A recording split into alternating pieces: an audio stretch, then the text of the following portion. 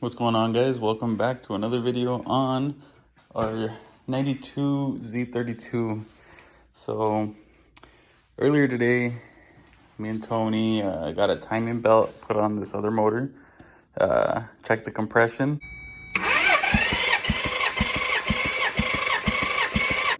and all the cylinders were pretty much even on the compression except for one was a little low.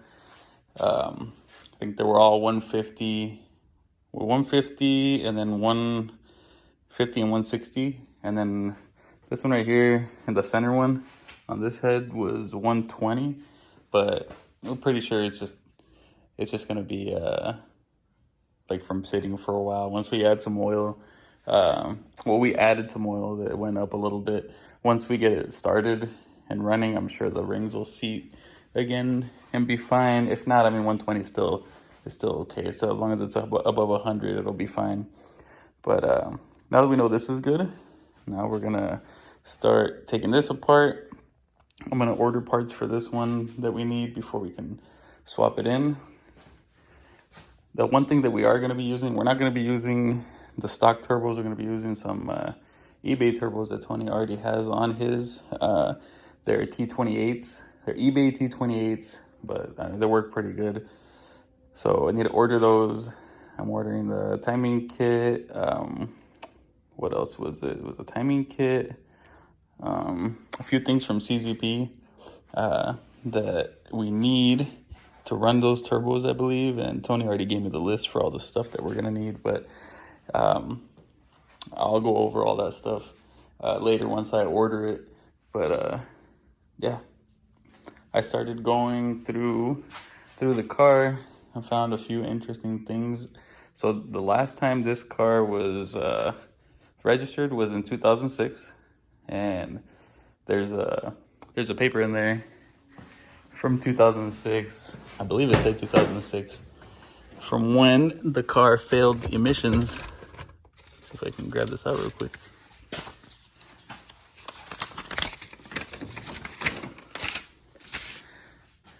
This guy right here.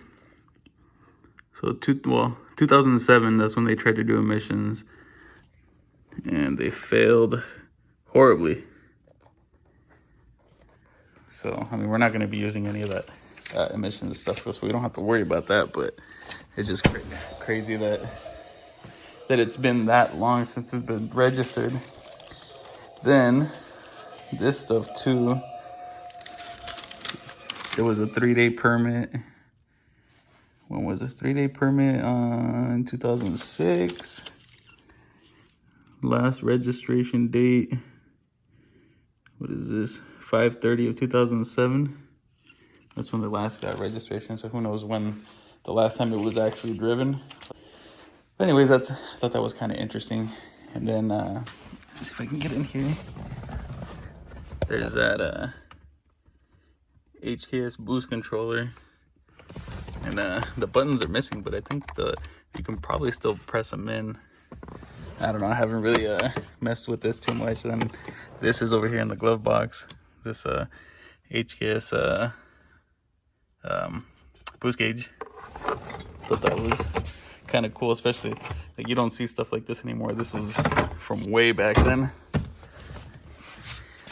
But yeah, I thought that was pretty cool.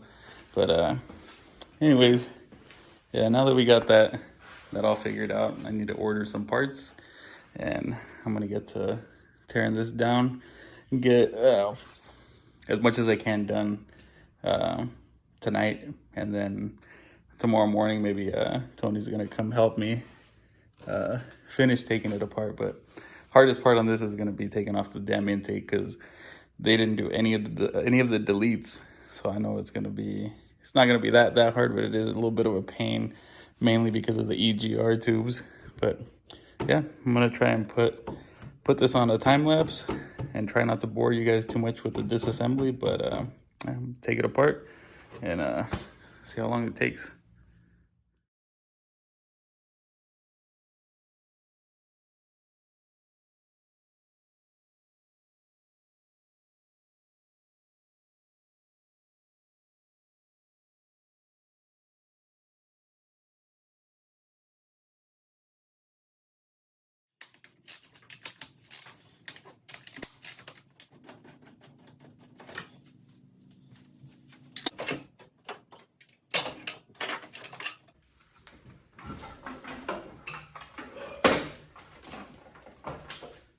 Boom.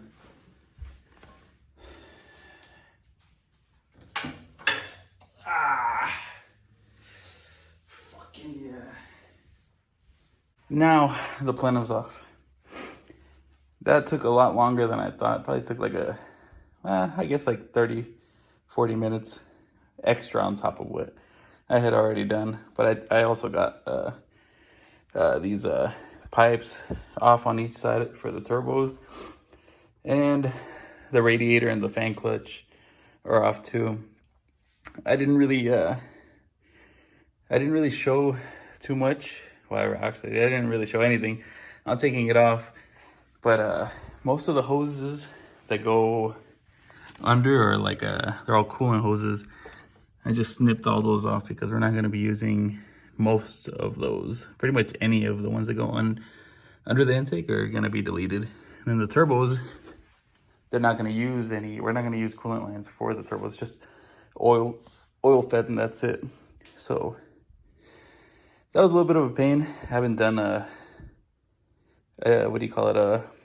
plenum pull on a twin turbo, a stock twin turbo. This thing had everything on it, plus some extra crap that you could probably see by all those blue silicone hoses. It had a bunch of extra crap going all over the place that I had never seen before. But I don't know. With these cars, sometimes it happens. You see all kinds of weird shit that people did back in Fast and the Furious days, early 2000s and stuff. But I mean, we got that out. Got most of it actually taken apart now. So I think next what I'm gonna have to do is probably power steering, alternator, possibly AC compressor. I think I could leave the AC compressor in there actually. And I'm not 100% sure yet if I'm gonna leave the transmission in there. I'm kind of debating. I think I am gonna leave the transmission in there, but we might pull the engine and tranny out together, just because I have another transmission over there that we know is good. I mean, this one only had 90,000 miles on it, but at the same time, it sat for so long. Who knows what was going on inside? So I already know that one for sure is good. This one we don't know, so I don't know. We'll see. Maybe I'll pull it out too. But anyways, so now we got that all taken off. And I'll possibly start on the next step. Possibly. Come here, Candy. Come on. What's up? Okay, 1 second. I'm dirty, Candy. You can't try. I'm dirty. I'm dirty. I'm dirty.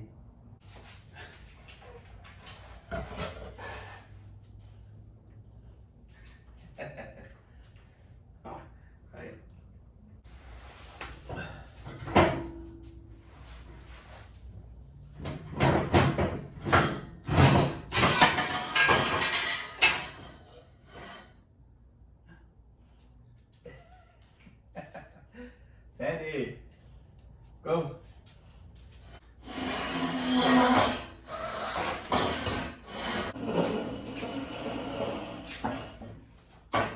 Alrighty, so little update.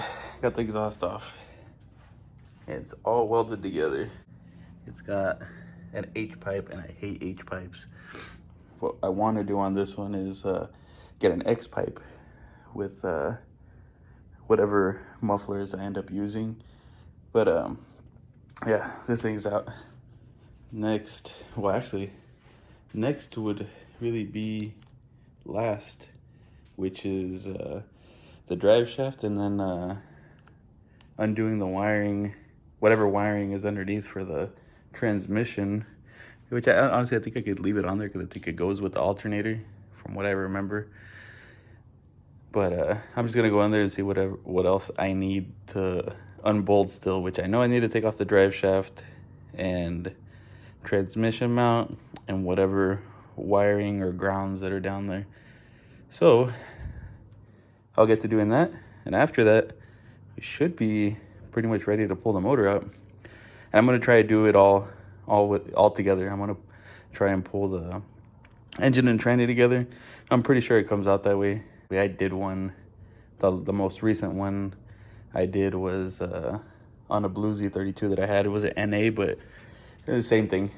You just have to get the angle right where it's like pointing almost straight up and down, and it'll fit in. But that's what I'm going for, and I'm pretty sure it's gonna work. I'm pretty sure because I'm pretty sure I've done it already. It's been years since I've done it, but it has been done. So get back under there, and I'll get back to you guys once I'm done down there and it's ready to come back out.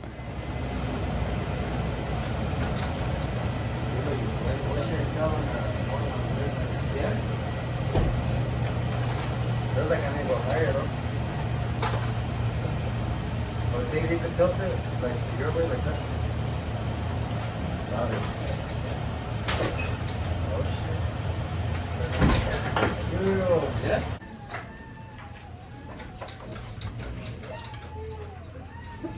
Yeah, it's going, it's going. Yeah, I'm not gonna. No? Still feel like we're stuck in something.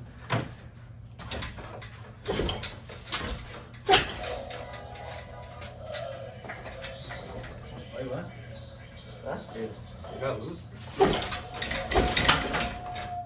So need some beating. I'm telling you, bro, it's never a pleasant time taking this motor though. Okay. Now. Keep going.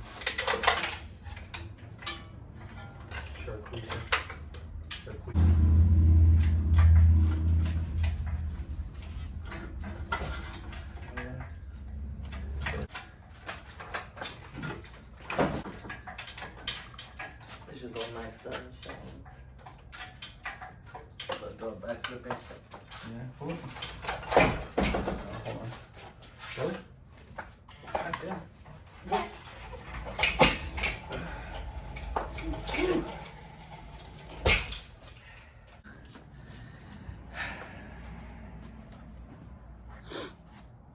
She's out.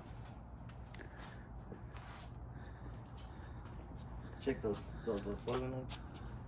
The VVT ones. Oh, these? Yeah, they will work. Yeah, they didn't get hit too much. Well, they didn't get hit too bad. They did get, one of them did get kind of hit. Alright guys, as you saw, we got the motor out. It's already nighttime. Got a little carried away, and I took the transmission off, and just to see what was going on, I took some of the pipes off the front of the turbos so I could check the turbos. And this one on the, what is it, the one on the driver's side is bad, and the one on the passenger side is good. The clutch looks brand new, at least. I mean, it looks a little dusty and stuff, but the actual plate, I mean the disc, got it out, took the tranny off. Actually, we were talking about this. It's so crazy to us that they messed up. So they messed up, one turbo's bad, they blew the head gaskets, and the transmission was blown too. When I was draining the fluid, a bunch of chunks, like huge chunks, came out. I didn't record that. There's quite a few things that I didn't record because I was just really into wanting to see what was going on. And sometimes I just forget. I get so into what I'm doing that I completely forget to record, you know. But yeah. So we know for sure head gaskets were blown now, because when I moved the exhaust was full of coolant. One of these turbos, now I can't remember exactly now which one it was. I'm gonna say that it's the one that's blown. Didn't have the wastegate vacuum line on it, so that one was just, you know, going infinite boost. And the other one did have it on it, and I think this is the one that was good. This is the one that was bad. I don't know what they were doing when they put this. Supposedly this was rebuilt, and it does look like the heads were done, but yeah, low compression, on all the cylinders, cooling in the exhaust, one blown turbo, blown transmission, or maybe it would have worked, but there was just huge chunks of metal in there, so we're not going to use that transmission anymore. Luckily, I have another transmission, so luckily we have these extra parts that we can use. Now it's out. You can see we have a good clutch, but I already have another clutch that we're going to use, so probably not going to use that one. Probably put that one away as a spare. But yeah, now I got most of the parts in. I think we're waiting for one more part, and this is where I'm going to end this. And then on the next video, I'm going to show you guys all the parts that we're going to be using, and then we're going to start working on this engine, getting this one ready to drop in. Hopefully it doesn't take too long, but we're going to try and get as much of it as possible, so you guys can see what goes into doing an A to TT. But anyways, guys, that's going to be it for this. Peace.